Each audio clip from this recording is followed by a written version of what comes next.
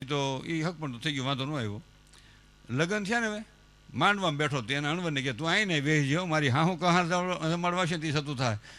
પેલા માંડવામાં મારી ઉંમરના બધા પૈણા ની માસી વરમાસી હોય, હો ઘરવાળીને પાટલો હોય મોટો, અને આપણે વરમાસી આમ હાકડીમાં બેહવાનું, મામો અણવર છે બાનો ભાઈ, અને આમને બેહવાનું આમ હજોડ આમ,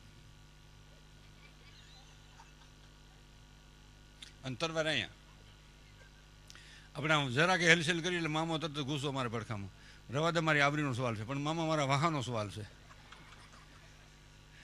અને આપણા ઘરના હાડલો ઘાટે સાઈઝનો ઉડાડ્યો હોય, અને માથે પાછી સૂંદડી, બે દીકરીઓ દોરીને આવે તે સેટિંગ આવે ને એને ખબર ન પડે ક્યાં બેહવું એમ, કારણ કે કાંઈ પૂછતું ન હોય. એ આમ બે આપણે થાય માતાજીનું મંદિરનું શિખર છે હો,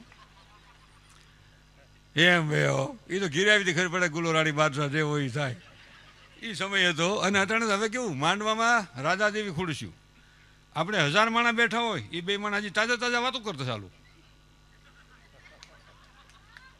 આપણને હાલો ખાઈને હોઈ જાય.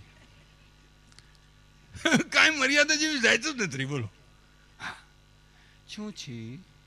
હવે તો ટેબલમાંથી ઊભા રાખે છે ને, વરમાળા પહેરાવે છે એમાં હું સહમત છું, પણ હવે તો આમ હમા નાકના ટેરવા ડાડા.